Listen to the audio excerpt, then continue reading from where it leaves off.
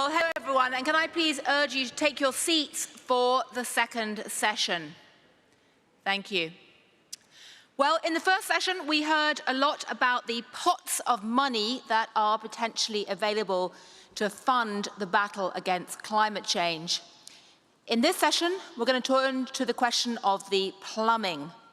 There's a lot to talk about, so much so that I sometimes joke that the pink Financial Times, which I represent, should actually be called the Green Financial Times at the moment, because there are so many meaty issues that investors, government ministers, and others are looking at right now to make sure the plumbing works.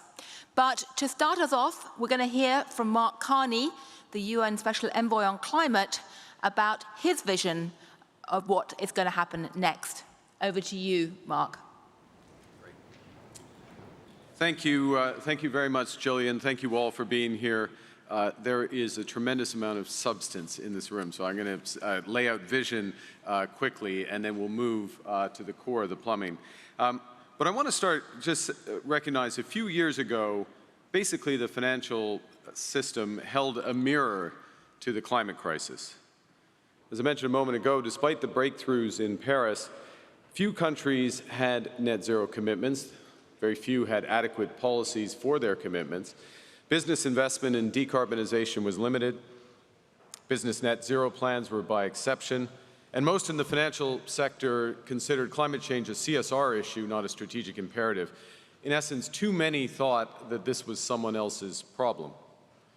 And as a consequence, when some of our leading financial institutions around the world, think Allianz, Japan's GPIF, I know Hiro Mizuno is here, and even the Bank of England, calculated the implied temperature warming of the companies in their portfolios, they found that the world was on course for more than 3 degrees warming. So they held a mirror to our failures. And that's why our goal for COP26 was to build a financial system in which every decision takes climate change into account. And to that end, a year ago, or a little more than a year ago, we set out 24 major deliverables for COP26 to transform the information, the tools, and the markets at the heart of finance. And today, we're delivering them all. This means mandatory climate disclosure based on the TCFD, so that financial institutions have the climate information they need to manage risks and to seize opportunities. It means widespread climate stress testing that brings the future to the present, revealing catastrophic physical risks if we remain on our current path, as well as the scale of transition risks and stranded assets if the world succeeds in its mission. It means defining best practice science-based transition plans for companies and for the financial institutions themselves. It means robust assessments of the alignment with net zero of those financial portfolios, and it means developing frameworks to wind down those stranded assets transparently and responsibly. These seemingly arcane but essential changes to the plumbing of finance can move, and are moving, climate change from the fringes to the forefront and transforming the financial system in the process. And they're doing that because we know that only mainstream finance can fund the estimated $100 trillion of investment needed over the course of the next 3 decades for a clean energy future. Now, sometimes these numbers are so big it's hard to keep perspective, but that's 2 additional percentage points of global GDP every year, year in, year out, for 3 decades in every corner of the world. So when the UK assumed the COP presidency in partnership with Italy 2 years ago, that time there was about $5 trillion of private financial assets committed to being managed to net zero. And as you've heard today, as part of GFANZ, over 450 major financial institutions from 45 countries are committing to manage their balance sheets that total over $130 trillion in line with net zero. So make no mistake, the money is here if the world wants to use it. GFANZ covers the entire waterfront of finance, banks, insurers, pension funds, asset managers, export credit agencies, as of today, stock exchanges, credit rating agencies, index providers, auditors. These are the best in finance that are committed to making the transition to net zero a reality. And GFANZ is the gold standard for net zero. All members have followed rigorous internal governance processes to make their commitments that will reshape their business models to fund the sustainable transformations of our economies. And GFANZ members haven't just committed to net zero financed emissions by 2050 at the latest, although they have. They also target their fair share of the 50% greenhouse gas emission reductions by 2030 that are needed to keep the world on track for 1.5 degrees. And they're using the most stringent and rigorous science-based scenarios to set out detailed 5-year emissions reduction plans, and every member will report their progress annually. GFANZ is underpinned by the UNFCCC's Race to Zero. There's an independent expert peer group of academics, scientists, and NGOs that ensure that all criteria are met and that governance is followed. A GFANZ advisory panel of 20 independent experts from around the world and 7 NGOs convene the sub-sector alliances of GFANZ, and they guide and scrutinize its work. And as you will hear shortly, GFANZ will work closely with the official sector, including the FSB, to build a global financial system that's focused on achieving net zero. Now, a critical issue is how do we use the enormous financial resources and the relentless focus of GFANZ members to unlock the $1 trillion of additional annual investment needed for the net zero transition in emerging markets and developing economies.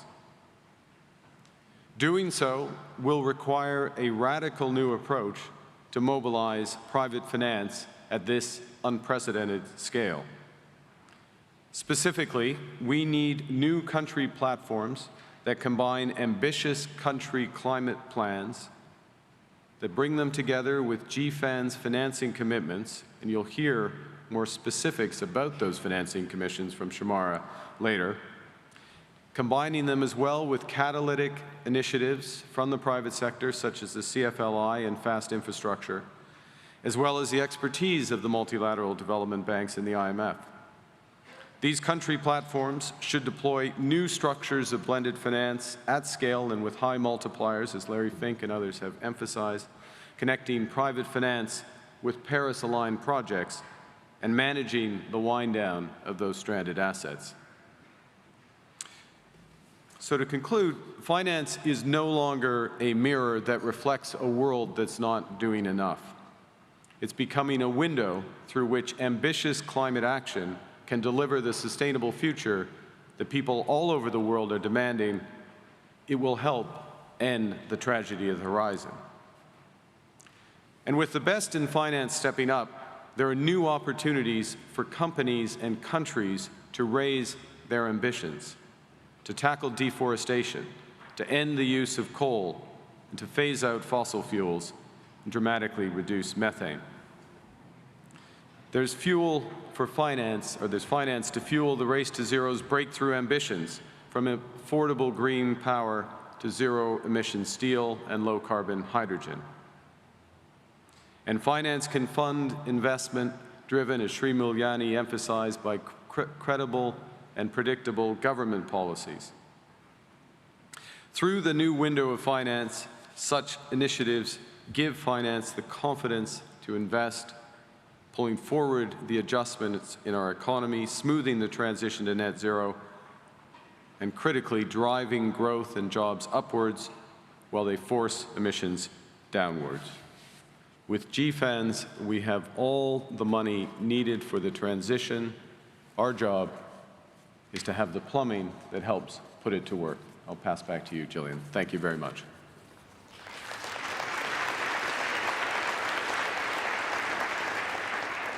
Well, Well, thank you very much indeed. And as Mark just said, the plumbing is really in focus right now.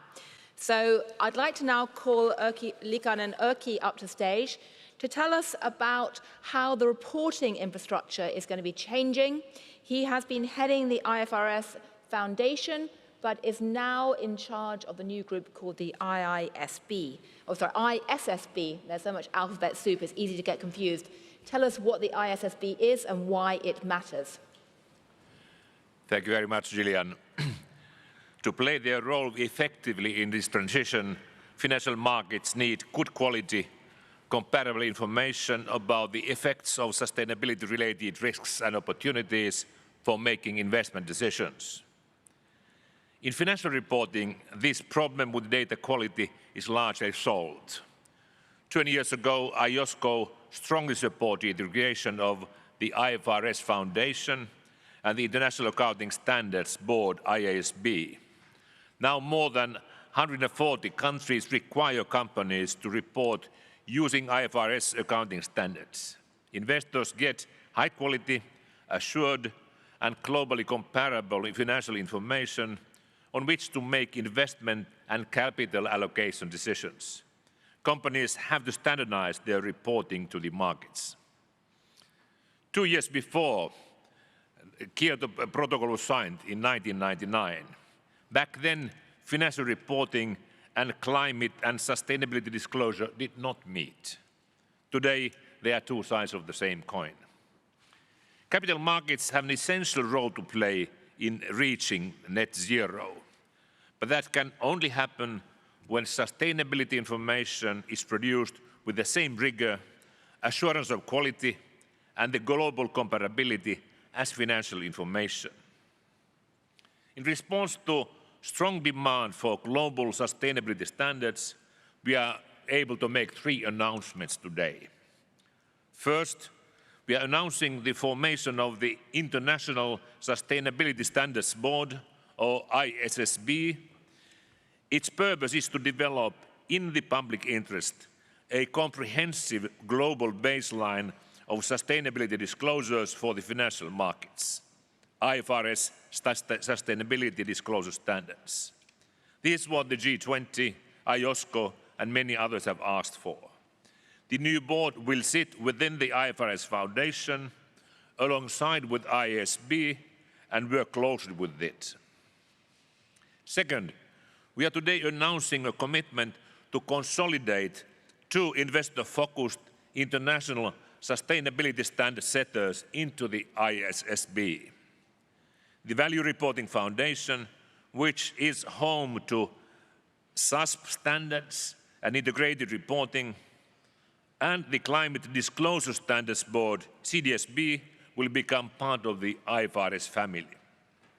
And third, we are publishing 2 prototypes of the climate disclosure and general sustainability disclosure requirements. This is the outcome of the work by the Task Force for Climate-Related Disclosures, the VRF, the CDSP, the World Economic Forum, and ISB, supported by IOSCO. The aim is to consolidate key aspects of this content into an enhanced, unified set of recommendations for considerations for the by the new board. Of course, the new board will be independent to take its decision. All these actions together create the necessary institutional arrangements for a global sustainability disclosure standard setter for the financial markets. The ISSB will focus on meeting the sustainability information needs of investors for assessing enterprise value and making investment decisions. Its standards will help investors understand how companies are responding to ESG issues like climate to inform capital allocation decisions. The standards will form a comprehensive global baseline of sustainability disclosures. They can be used on a standalone basis or integrated into jurisdictional requirements to serve broader stakeholder or other public policy needs. The global baseline approach provides investors with high-quality global comparability they need, while jurisdictions incorporating the global baseline can go further if they so wish. The ISSB will have a global footprint and presence through offices in the Americas, Asia and EMEA region. We'll introduce mechanism for formal engagements with the jurisdictions developing their own sustainability reporting requirements. The new board will also benefit from a range of expert advice, including guidance from IMF, the OECD, the World Bank, the United Nations, and others. Engagement with developing and emerging economies will be an important priority. There's much work ahead of us, and many challenges are on the way. However, I want to conclude here, we have now a path towards global sustainability disclosure standards for the financial markets. We will move diligently, but with pace. And we will do so by working in close cooperation with you, with all important actors in the area. Thank you. Well, thank you very much indeed, Erkki.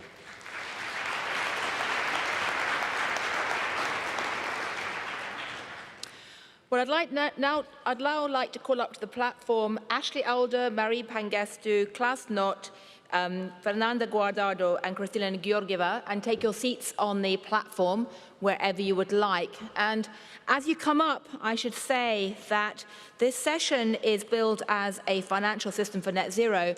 I think it could also be subtitled, Why It's Good to Be a Geek, or rather, why the geeks are potentially going to save the planet, because the plumbing questions matter enormously. And just to give you a sense of how we're going to structure the conversation now, we're going to start off with a discussion about the reporting aspects of the transition. As you've just heard from Erkki, there are big changes underway in terms of the reporting frameworks. The alphabet soup is confusing, but it matters enormously. We're then going to talk about the risk management issues from the perspective of central banks and financial stability.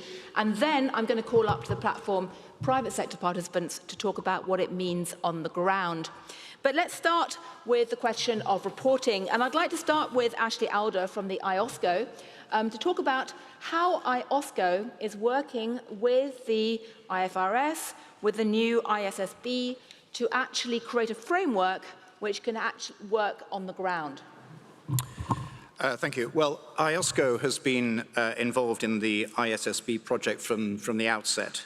And that's because regulators have been extremely concerned that the flood of funding into sustainable investments rests on a corporate disclosure landscape that is mainly voluntary and is far, far too inconsistent. Now, ultimately, that undermines trust in the whole sustainable finance effort, leading to accusations of greenwashing and worries that the vast amount of private finance needed, as Mark has explained, to realize the transition to net zero just won't do the job.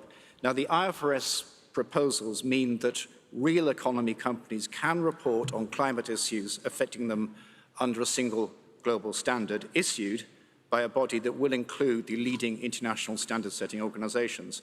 And IOSCO is convinced that this convergence of standards and standard setters is absolutely crucial to enable markets to price climate risk accurately. And that in turn supports everything from carbon pricing to transition pathways. Now, your entirely fair question is how IOSCO can accelerate the actual adoption of the new standard. And of course, it's for each country to decide how to use the standard under its own legal framework. Global standards don't have automatic effect in domestic law and regulation, but IOSCO can act as a vital bridge between the IFRS Foundation, which is essentially a private sector organization, and its member authorities who regulate corporate disclosure in their home jurisdictions. And that bridge rests on two main pillars. The first, independent oversight of the standard setting process by a public sector monitoring board chaired by IOSCO. And secondly, and very importantly, an in-depth technical assessment of the new standard by an IOSCO expert group.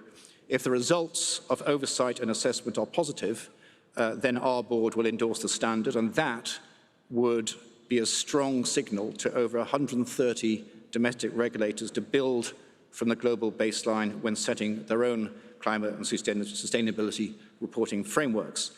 So I see IOSCO's endorsement as the catalyst for getting these standards implemented and integrated across capital markets and getting it done quickly. And as Erkki mentioned, we're not reinventing the wheel here. This is similar to the partnership between the IFRS Foundation and IOSCO 20 years ago, which led to IFRS becoming the core accounting standards for 140 jurisdictions. And I'm confident that we're going to get the job done again this time around through the collective efforts of the IFRS Foundation, IOSCO, and of great importance, the independent standard setters who are merging with the new board. And just to complete the picture, jurisdictions will need climate disclosures that can be independently audited in a similar way to financial statements. So we're also moving forward to help strengthen the assurance framework. And finally, ultimately, this is a pathway, it's a pathway to mandatory reporting of climate risks and opportunities impacting corporate value wherever in the world a business operates. And that's absolutely critical because the whole sustainable finance edifice is built on its ability to access and interpret global real economy data on a reliable and consistent basis. And that's why IOSCO is so focused on realizing the IFRS project as a first priority. Thank you. Well, thank you very much indeed.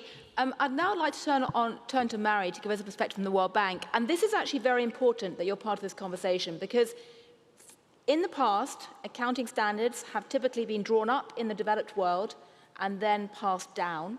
Right now, though, the question of how finance does or does not flow to the emerging markets is critical, and it's very important for any developed bank, any bank from the emerging markets that's looking to fund this. So the question of how this applies in emerging markets, not just the developed world, is very, very crucial.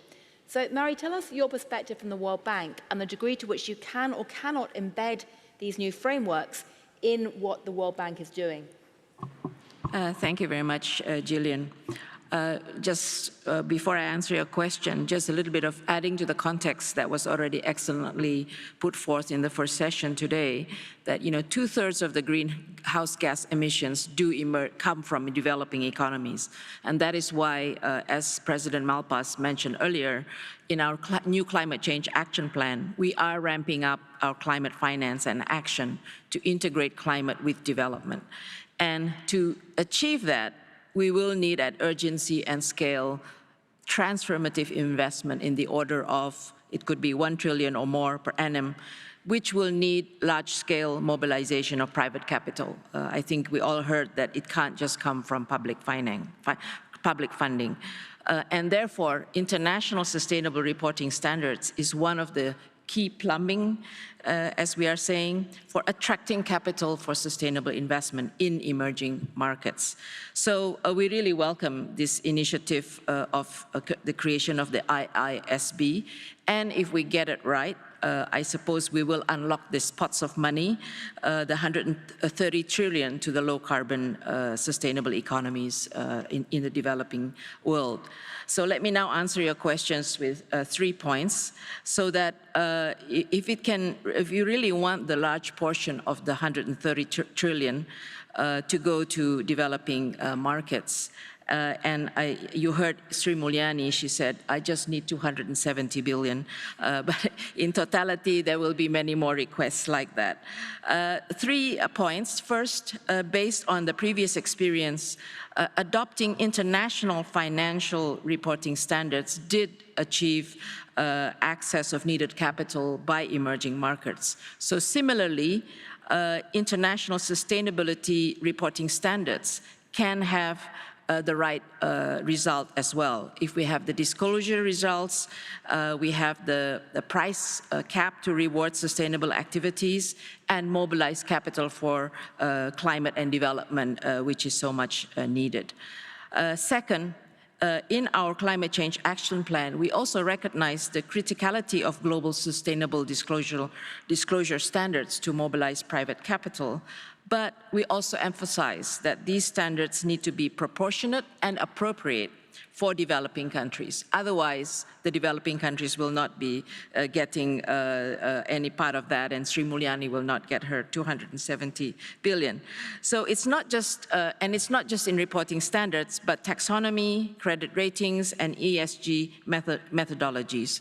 So we really hope that as ISSB work towards these standards and work on the quality and safeguarding the integrity of these new standards to meet investor requirements, that we look at the developing country needs and that they are accounted for and supported in the implementation of such sustainable reporting standards in the emerging markets, because otherwise they will be excluded. So when it was earlier mentioned that we need comparable global standards, yes, and then jurisdictions can move independently for higher standards. And developing countries will go towards that direction, but they will need capacity building and implementation support.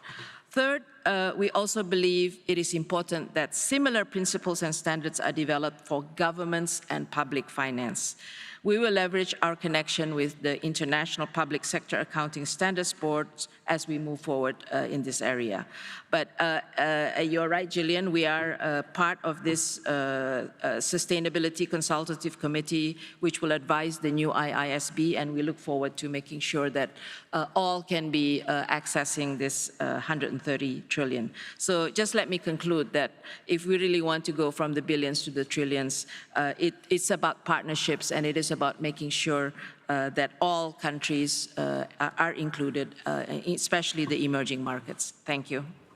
Well, thank you very much indeed, and that is indeed where the rubber hits the road in many ways. But I'd now like to turn to Klaus Knott, who's both representing the Dutch Central Bank, but also the Financial Stability Board, to tell us how the central bank moves in this area dovetail with the IISB, and also how it meets up with another part of the alphabet soup, which is a TCFD, and whether you'll ever find a way to simplify this all so that journalists, mere journalists, can work out how to put it on the front page without the editors going, ugh.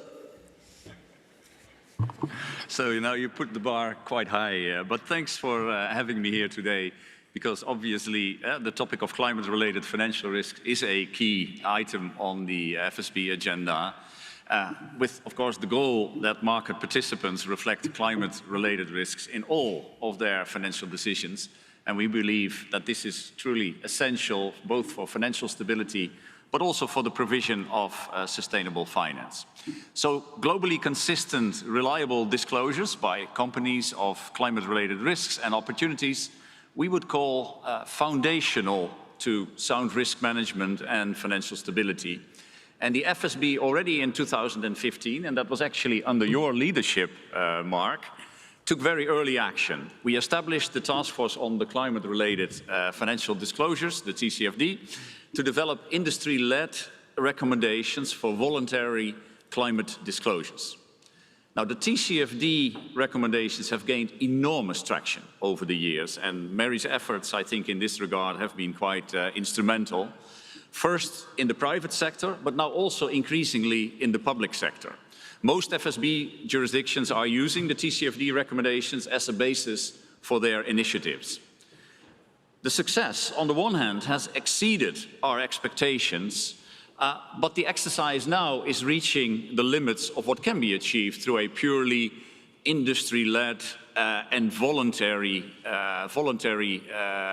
framework that sort of works through national or regional initiatives. So the time has now come to take it to the next level. And the next level, in our view, is the development of the global minimum standard. And so it is also with very great pleasure that we actually welcome today the formation of the IFRS Foundation's International Sustainability Standards Board, as just has been announced by Erkki. As the ISSB advances its work, we have asked the TCFD to continue monitoring the take-up of its recommendations and to publish a further status report in September 2022, reviewing disclosures by companies and their public reporting over 2021. Now, the FSB work on disclosures, I would say, is just the beginning of our ambitious work program that we have on climate. In July, we published our climate roadmap for addressing financial risk, coordinating across financial authorities, standard-setting bodies and international organizations. And in that roadmap, we focus on 4 different but interrelated areas. First, of course, the firm-level disclosures that we talked about. Secondly, filling any remaining data gaps. Thirdly, producing vulnerability analysis of the financial system as a whole. And fourthly and finally, comparing notes on regulatory and supervisory approaches. An orderly transition of the financial sector to meeting net zero commitments supports financial stability. The flip side is that if you want to have financial instability, then probably a disorderly transition would be a big risk going forward. So in that context, we also envisage that there would be quite an active dialogue between GFANZ and the Financial Stability Board, including through regular updates to the FSB on the progress that GFANZ subscribing firms have reported. And that would be part of the broader outreach that the FSB takes in sort of taking forward its roadmap to address financial risks from climate change. So let me stop here. Well, thank you very much indeed. We have about 1 minute left, and so I just wanted to turn back to Erkki and ask you a question in the last minute, which is that, and this really is the idiot's question, the journalist question, when exactly do you expect companies to be actually adopting these new ISB standards, or IISB? I think I'm going to christen it ISB because it's easier to pronounce. It's a very good question. But when we talk about the first 2 standards, one is climate standard based on TFCD, second is on a presentation standard. The preparatory work has proceeded so far that when this prototype will be passed to the new board, they will launch the consultation. My expectation is that second part of next year will be the year when we'll have first climate standard in the market. Third quarter or fourth quarter. And when there's such a global pressure and demand, also from the investors' side to go forward, that can be faster than we have seen before, but it's still carefully prepared. Right, so this is not next decade, it's next 2 or 3 years. Maybe I just can very quickly ask Ashley, do you agree with that prospective timetable? Because of course the parallel is with the initial introduction of the IFRS, but do you think that's a reasonable timetable, that corporate boards should be preparing for this in the next 2 or 3 years? Absolutely. I mean, this is demand-led, hugely demand-led. So I think as a collective effort, both in the public sector, the regulators, ISB, as it is now known, and the private sector, I think that companies should start now looking at the prototype that is being published today to get ready for reporting by the end of next year into the following year. Right, well, thank you very much indeed. Well, sadly, we are out of time. I'll just say that my conclusion from this panel is we now have the ISB meets the GFANZ, which sounds like 2 boy bands, not 1. But we're now going to move to the question of risk management. We have 3 panelists in the next session. We have the governor of the People's Bank of China, Yi Gang. We've got Fernando Guardado from the Brazilian Central Bank and Kristalina Georgieva from the IMF. And we're going to start with a video message from Yi Gang, who sadly could not be with us today.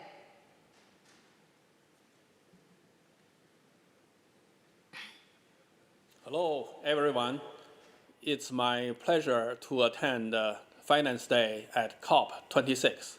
Thank you, Mr. Mark Carney, UN Special Envoy on Climate Action and Finance, for inviting me, and also thank you for your strong leadership on driving the finance for net zero agenda.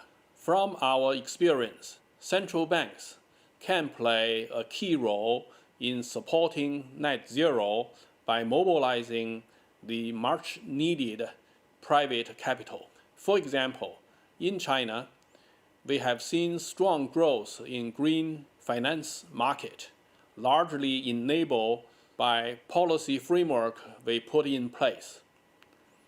Most recent improvement, including the updates to our green taxonomy where fossil fuel projects are removed.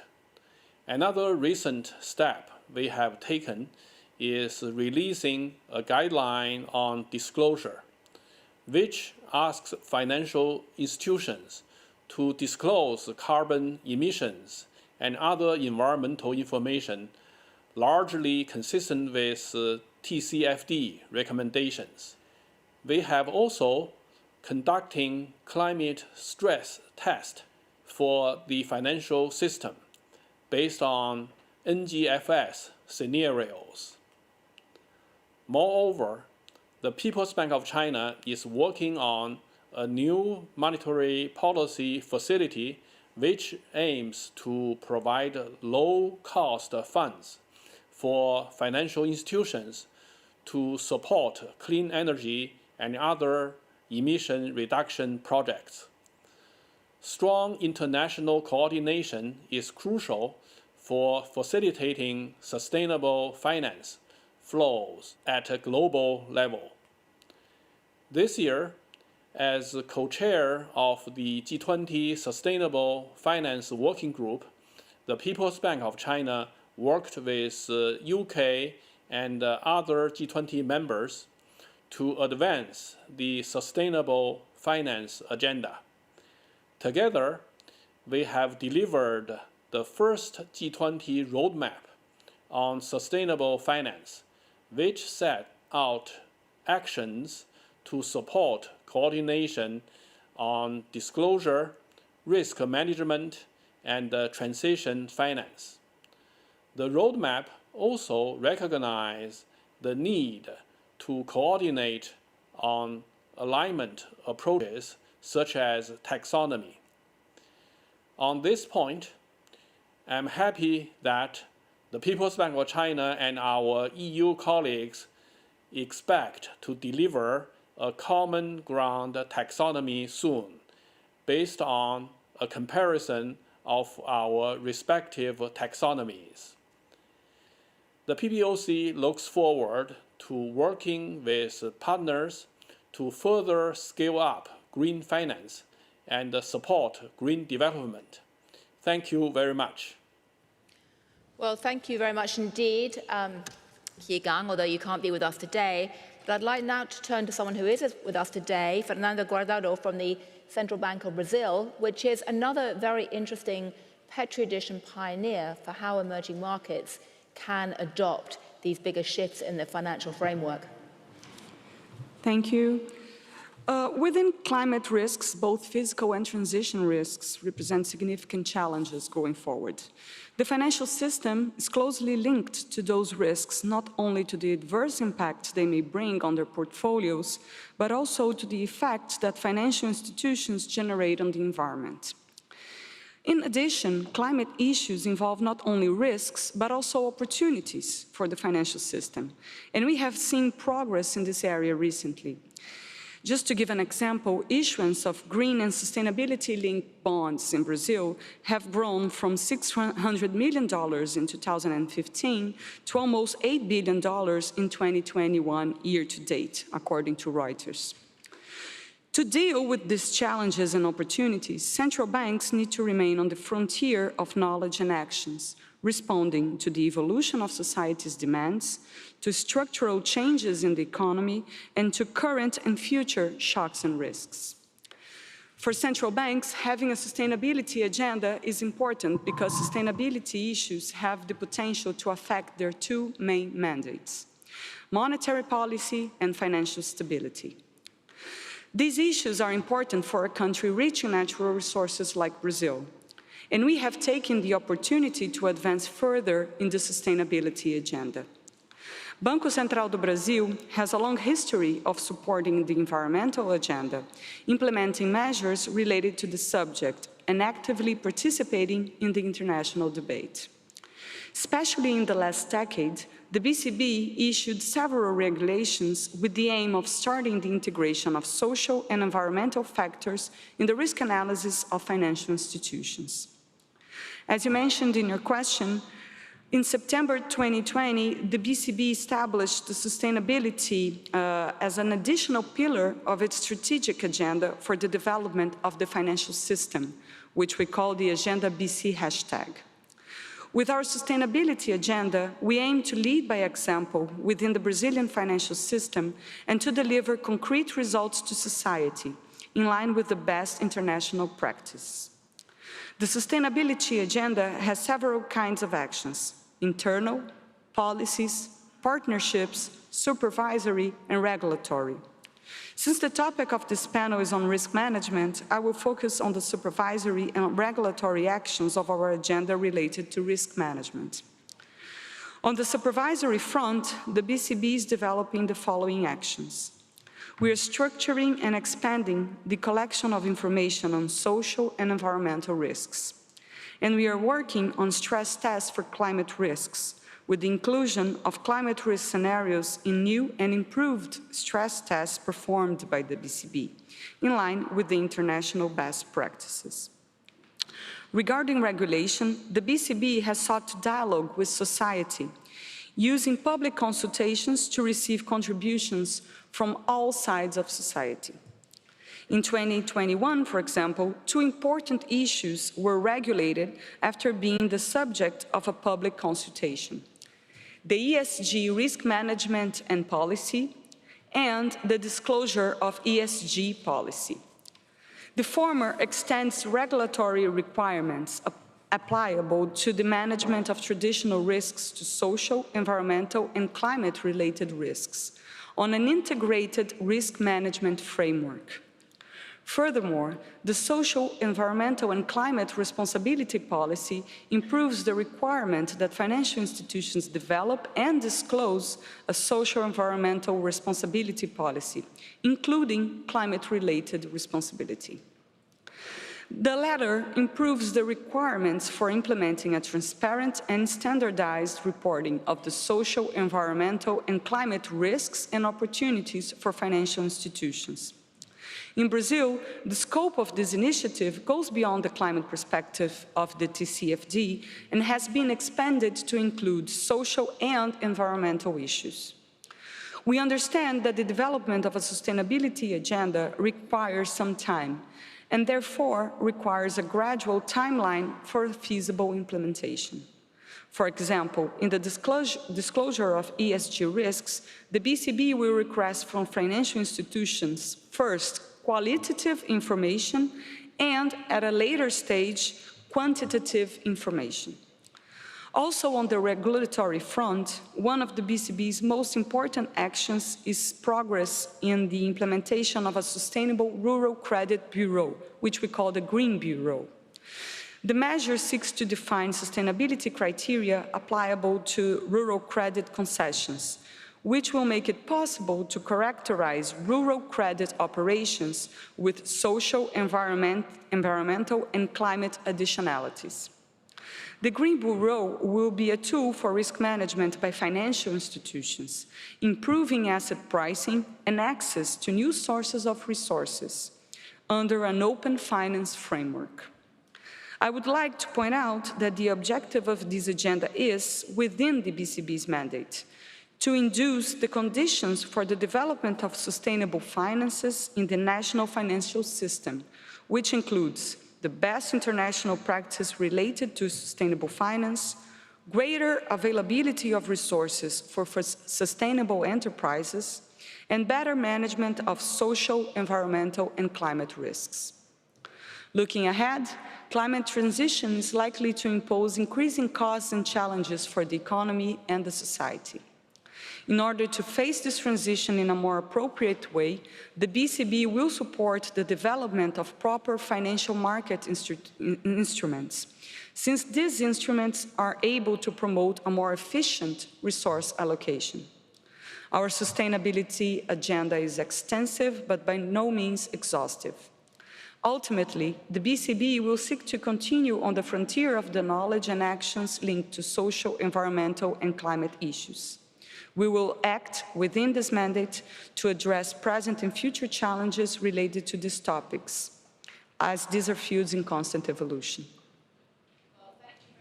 Thank you very much indeed. And having heard from the central banking community, we're now going to hear from the IMF. Kristalina. Thank you very much, Gillian. The International Monetary Fund is set to be at the center of the global financial safety net. Our job is to worry about macroeconomic and financial stability. And with climate presenting a growing risk to this stability, as well as climate action creating opportunities for growth and employment, this conversation is straight in our alley. So what is that we speed up to do to bring climate at the heart of our work that is relevant for the conversation we have right now? First, in our financial sector assessment programs, we are focusing on climate-related financial stability risks, and as we have heard so far, we look at the standardized reporting of these risks. I am so pleased to hear we have now a board to deliver these standards for all of us. We invented 20 years ago stress testing, plain vanilla stress testing. Now we are adjusting it to stress test for climate-related risks. And we are very seriously engaged in what is the role of the supervisory authorities. What is it that they need to do? Our goal to help our members understand these risks and take precautionary actions in a way that helps them to integrate physical shocks, to integrate transition shocks, and very important, we heard it from Sri Mulyani in the previous session, to recognize that exiting fossil fuels ought to be simultaneously complemented with increase in renewable energy, and in emerging markets, the balance has to be tilted towards the offset being bigger than what is being closed down. And how the financial system delivers this is going to be hugely important. Soon, our assessments of supervisory frameworks will consider climate risks to evaluate the adequacy of prudential regulation and the adequacy of supervision. Second, it is not good enough that we can do it. It is important that our members can do it. So we are scaling up our capacity development programs.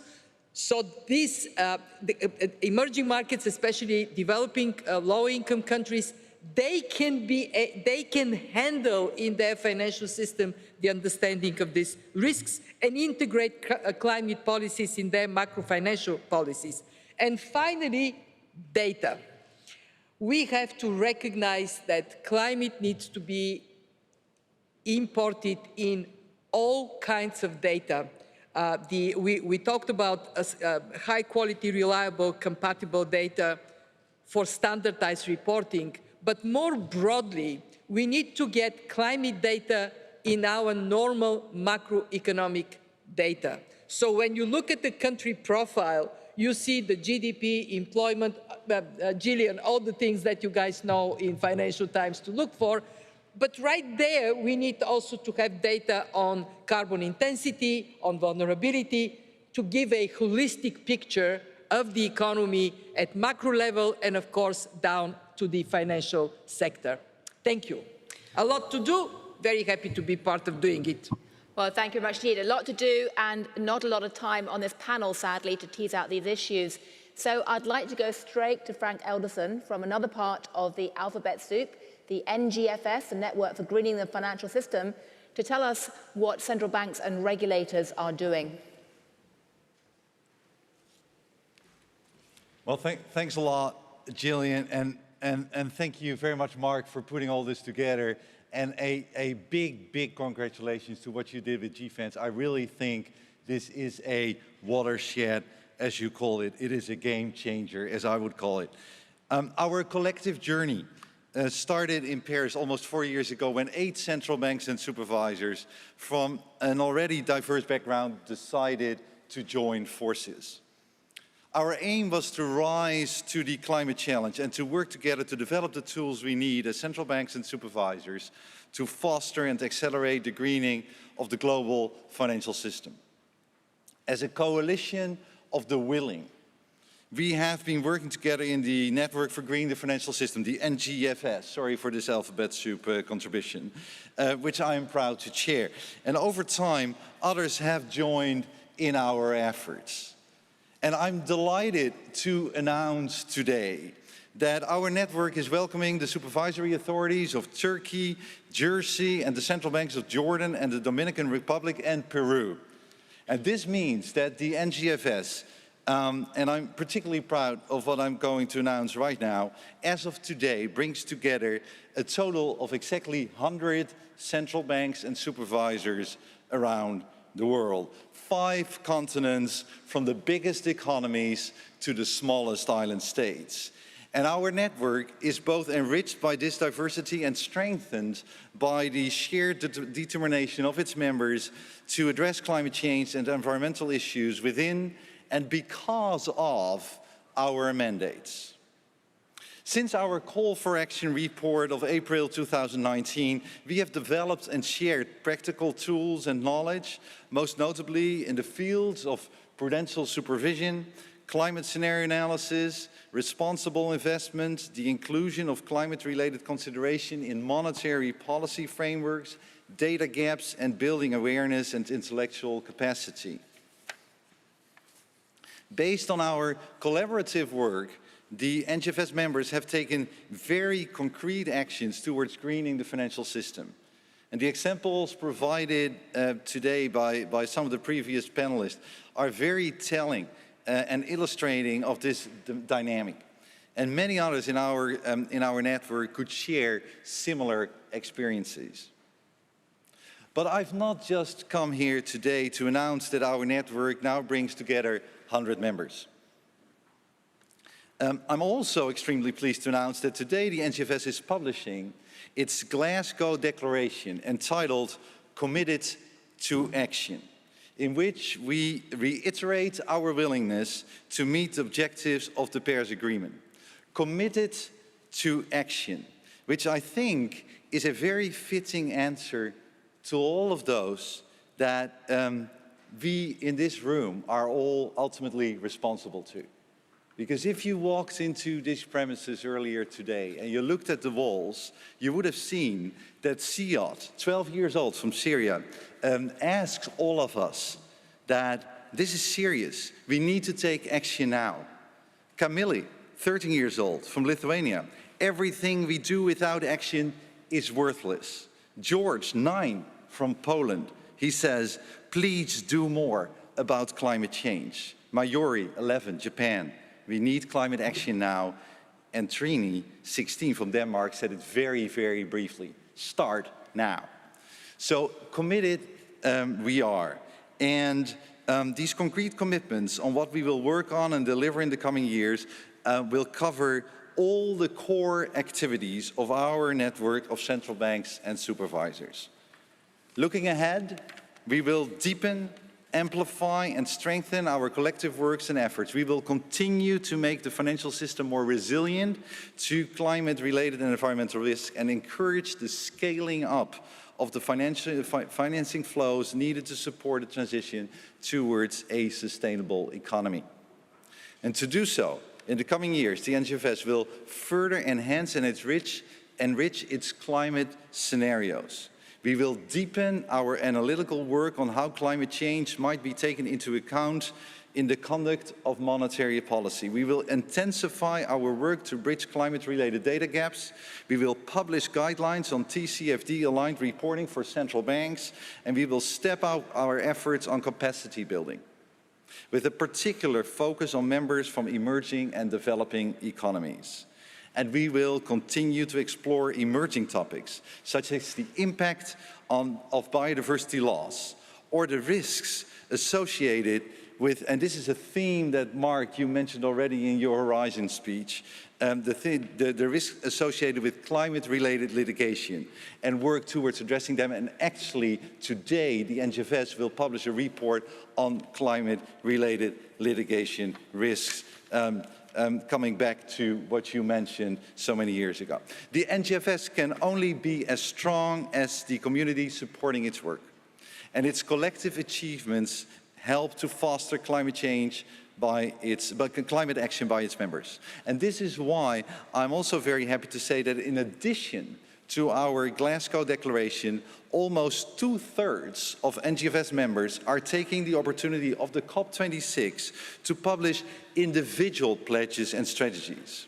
And these pledges, these individual pledges and strategies by our members show that the integration of climate-related and environmental risks into financial stability monitoring and prudential supervision is squarely on the way to becoming a reality. Indeed, almost all the pledges and strategies involve actions to strengthen microprudential and macroprudential climate-related supervision by using scenario analysis, including climate stress tests, by issuing supervisory expectations or guidance, or by encouraging their organizations to build capacity. And these pledges and strategies clearly signal the new frontier of the NGFS's work. Many of them encompass actions to further explore options to integrate climate-related considerations into monetary policy or to move towards more disclosures on their organization's activities. In Paris, almost 6 years ago, the parties to the UN Framework Convention on Climate Change set a goal: to make financial flows consistent with the pathway towards low greenhouse gas emissions and climate-resilient development. And we, the central banks and supervisors of the NGFS, have heard you very clearly, and we have sought to take action within our mandates to contribute to that goal. While governments are in the driving seat to lay out policies and to set ambitious transition paths, we are committed to playing our part and fulfilling our responsibilities within our mandates to support and to contribute to a successful transition to net zero. And with today's announcement of the NGFS Glasgow Declaration, committed to action, our network of 100 central banks and supervisors is no longer just a coalition of the willing, completely in line with something else that you might have seen when you walked in here. This red neon light artwork that is somewhere on the right, you will see it, and when you go back, it's on the left. It says, "Hurry up, please. It's time." So with today's announcement, we, the central banks and supervisors of the NGFS, are no longer a coalition of the willing. We are a coalition of the committed. Thank you.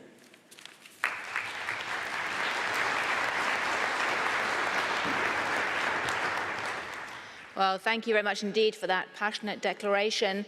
And the speed at which the NGFS has expanded reflects a really, or is symbolic of quite a striking zeitgeist shift among the central bankers, the regulators, the standard setters, finance ministries and MDBs. But the question now is whether that is also going to be reflected in a meaningful way in the private sector. So I'd like to ask the panelists now to go down from the stage, please, and ask the three private sector representatives to come up to talk about what this means in terms of the money flows in the world. We have Jane Fraser, head of Citi, Larry Fink, head of BlackRock, and Mary Shapiro, former SEC chair, who's now been co-leading the TCFD and the IISB or ISB. And all of them are in a strong position to tell us what essentially this new world of ISB meets GFANZ actually means. Someone's tweeted to say that me saying that GFANZ and ISB are like boy bands is sexist. They can also be girl bands. But either way, they're certainly two acronyms that everyone needs to know about now. So I'd like to start, please, with Jane to tell us how you see these changes that we've just heard about so passionately from Frank and others are actually playing into the world's financial flows and capital markets from the perspective of Citi. Thank you very much indeed, and a pleasure to be here with everybody. I think as we've seen in the pandemic, global emergencies require collective action, and climate change is no different on that. And when we look at individual financial institutions or individual members in the private sector, the sum of the parts approach just isn't going to be good enough. It's not going to get us to where we need to be. So if we think about Citi is an example of an individual financial institution. We can tick a lot of the right boxes. We've helped co-write Equator Principles and the Green Bond Principles to support our clients. We've committed $1 trillion in financing to sustainable finance, half to climate and half to sustainable development. We've been investing in helping source and advise in new climate technologies. We have implemented the TCFD framework, and we've made the net zero commitments. But these are all very important, and these are all very good. But as I say, unless it's got the scale to it from collective action, it simply doesn't get us there when we sum this all up. And therefore, GFANZ is scaling and accelerating the impact of what one can do in the private sector by enabling us to work across different regions, by bringing together the investor community, the banking community, and the insurance community into collective action. As well as bringing, very importantly, the public and the private sector together, because we have to do this together. So very practically speaking, it's remarkable, thanks to the cajoling and passion and leadership of Mr. Carney, that we have $130 trillion of private capital that has been amassed. But that now has to be deployed.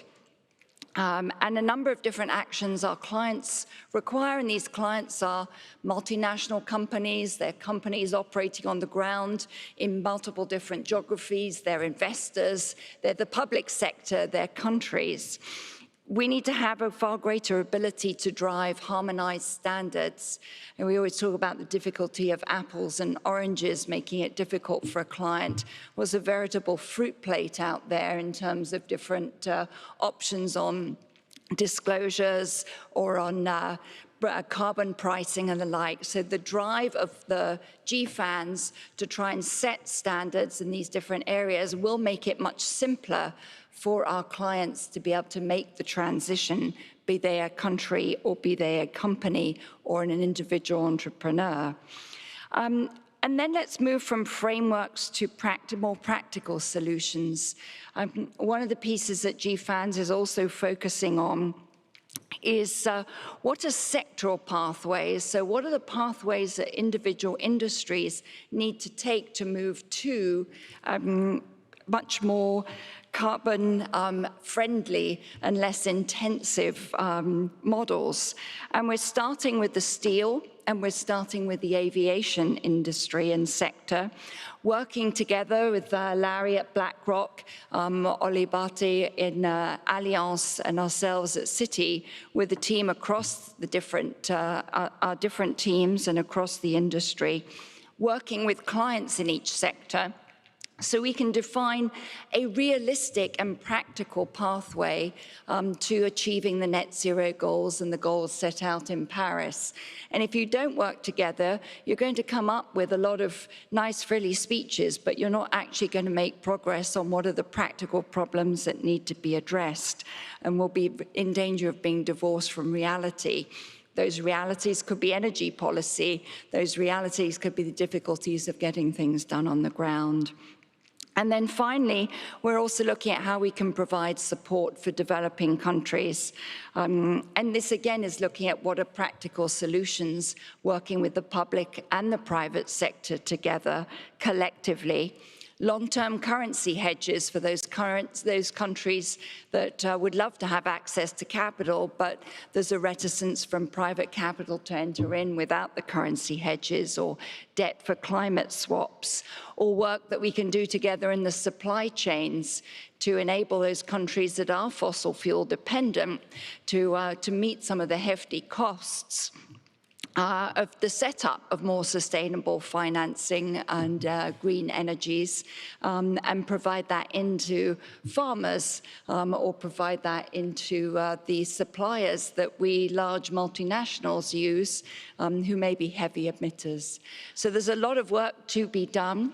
GFANZ enables us to scale and to accelerate the impact, and is absolutely critical for now turning that $130 trillion of committed capital into something that we are accountable collectively for deploying to actually have the impact.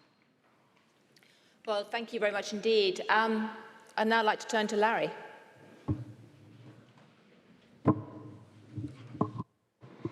Thank you, Julian.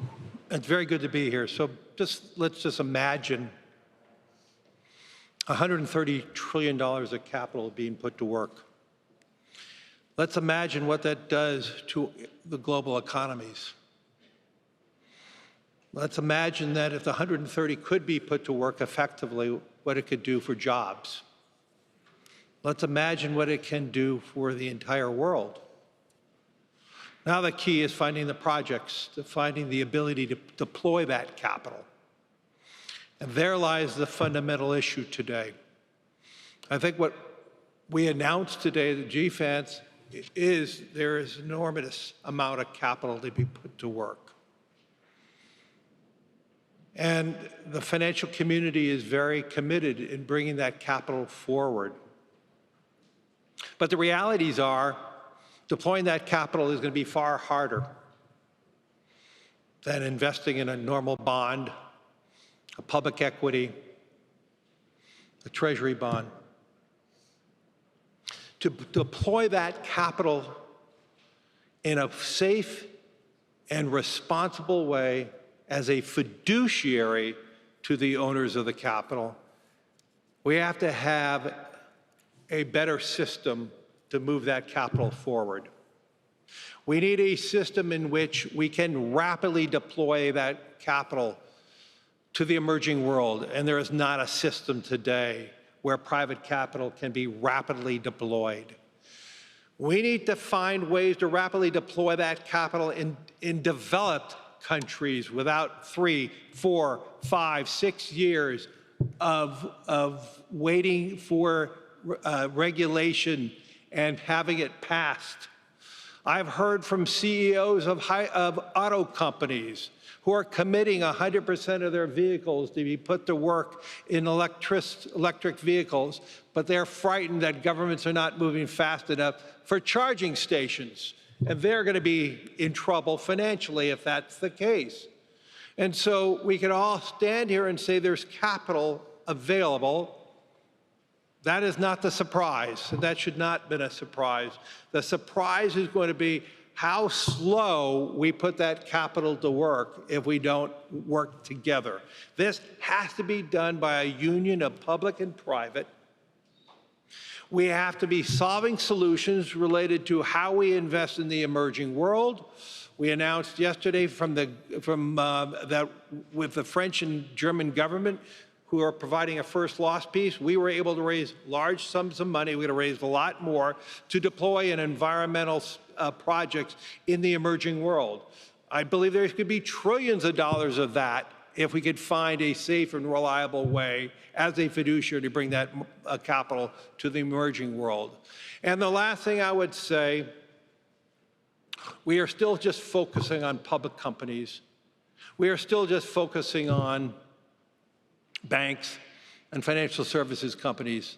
We will not get to a net zero. We are lying to ourselves if we think we could do it just by conveniently asking banks, financial services companies, public companies to properly report under TCFD or any other reporting. We are creating the biggest capital market arbitrage right now in my lifetime between public and private. We are seeing more hydrocarbons moving away from public entities to private entities. That is not going to change the world. And so if we're serious about this, instead of the convenience of public entities, of public reporting, we have to ask all of society to move forward, or we're lying to ourselves. We will not get to a net zero. And so these are big obstacles ahead of us, but these are all solvable. You know, we as human beings solved a vaccination issue related to COVID. We did a bad job at distributing it throughout the world, but we did have the public and private science coming together and achieving a miraculous change in record time. We could actually do this for climate, but we can't just cherry pick and greenwash by asking just the public companies, the convenient companies to move forward without asking all of society to move forward. We need to reimagine finance. We have the most magnificent global capital markets we ever imagined. We can make it happen if we do it together. Well, thank you. Mary, tell us about your perspective. I'd also be curious to know from you whether you think that these new reforms can be extended to the private markets as well as the public markets or not, because that indeed is a critical missing component right now. Thank you, Gillian, and it's really wonderful to be here with everyone.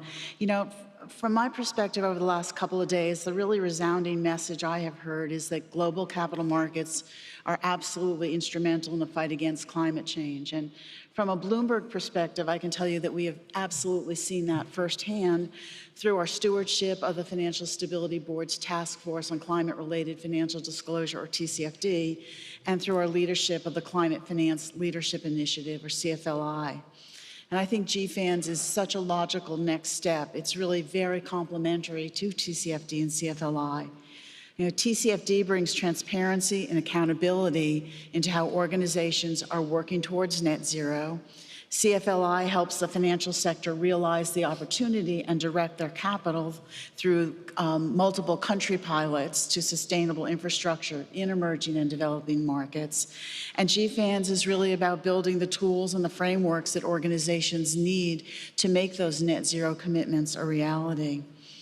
Under Mark's, GFANZ leadership and Nigel's work with the Race to Zero campaign, a tremendous amount of progress has been made on really engaging the financial sector on the real economy's transition. I think that at its core, GFANZ is working to transform the global financial system to bring to life these goals. And through the commitments of GFANZ members that you've heard about this morning, the capital needed to fund the enormous investment the world needs to reach net zero is available, as Larry has just said. I have a small announcement to make that I'm very pleased to share today, that Michael Bloomberg will join Mark Carney as a co-chair for GFANZ, and I will serve as its vice chair and run the secretariat. Working together, I think we can carry out GFANZ's really ambitious agenda and liaise with policymakers and regulators to advance progress locally and across the world. And as outlined by Klaus earlier, we will build on the highly successful model that the TCFD used by periodically reporting back to the FSB on our efforts. So I'm looking forward very much to the coming year, working with many of you in this room on defining and implementing the best practices on the path to net zero. Well, thank you very much indeed. We are sadly, very sadly, out of time for this panel. Unless, Mark, do you want to say something quickly? Because I then have two quick things to say at the end.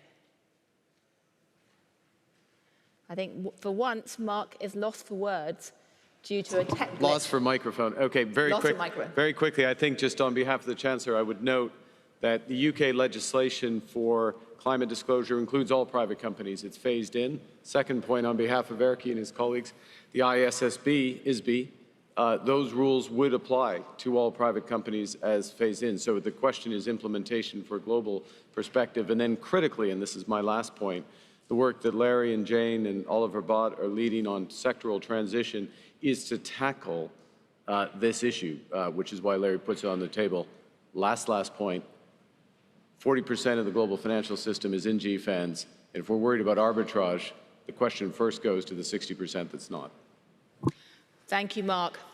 Well, I said earlier that I sometimes joke that the pink Financial Times should be renamed the green Financial Times at the moment, because we have so many stories to write about, be that on the main part of the newspaper or the website or newsletters like Moral Money.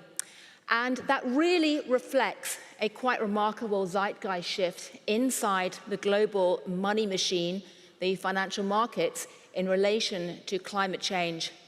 It's a zeitgeist shift that, frankly, very few could have imagined having happened 10 years ago, but is gathering pace. But of course, the key question is, will these pledges and these aspirations actually execute on the ground, not just in developed markets, not just in sectors like aviation and steel, as we've just heard, but also in the emerging markets. So in the next panel at noon, we're going to have a session on financing a more resilient world, where we'll be digging into the emerging markets issues. So please do come back for that. It's a very important discussion indeed. And it just remains for me to say that against the odds and against the forecasts, the sun is indeed shining today in Glasgow, hooray. And against the odds, we are almost on time, which again is somewhat against the forecast.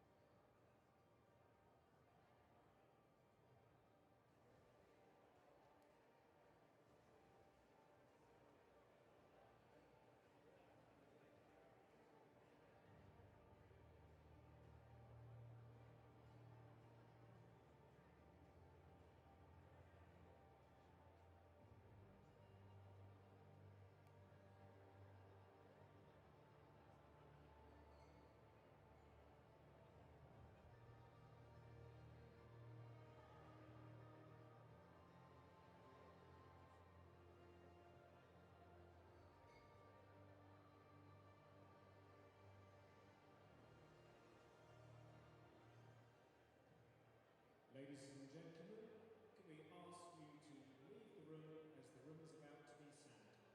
Thank you.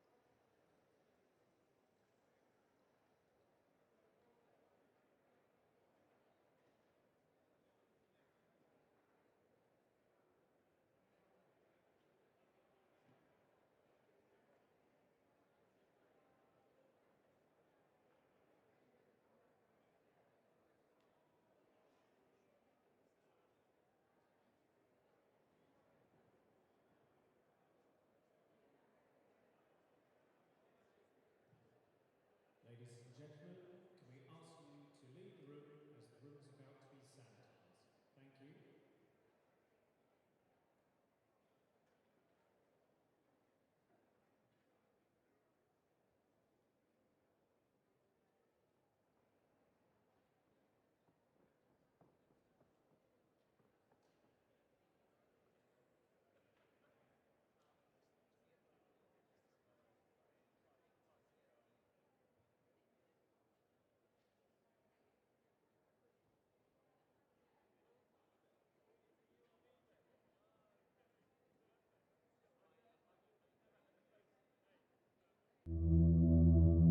The Earth is Biosphere 1.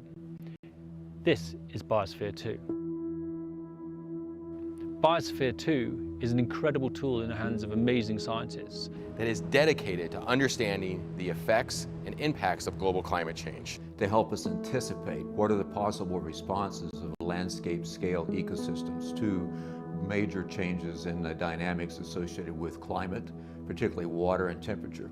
So the consequences of global climate change, which the UN has already warned us about in the most explicit of ways, we can study here.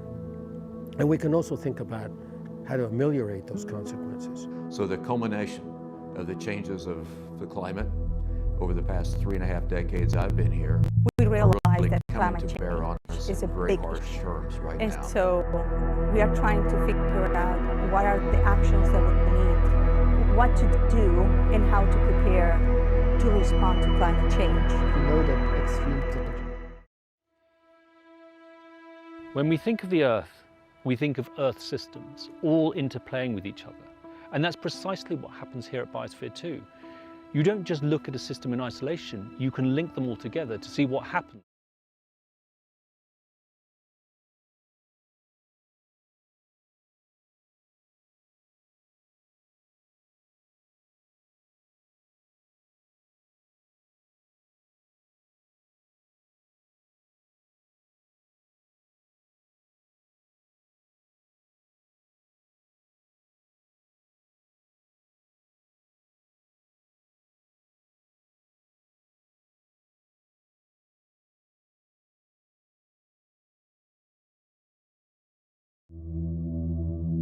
The Earth is Biosphere 1. This is Biosphere 2. Biosphere 2 is an incredible tool in the hands of amazing scientists that is dedicated to understanding the effects and impacts of global climate change. To help us anticipate what are the possible responses of landscape-scale ecosystems to major changes in the dynamics associated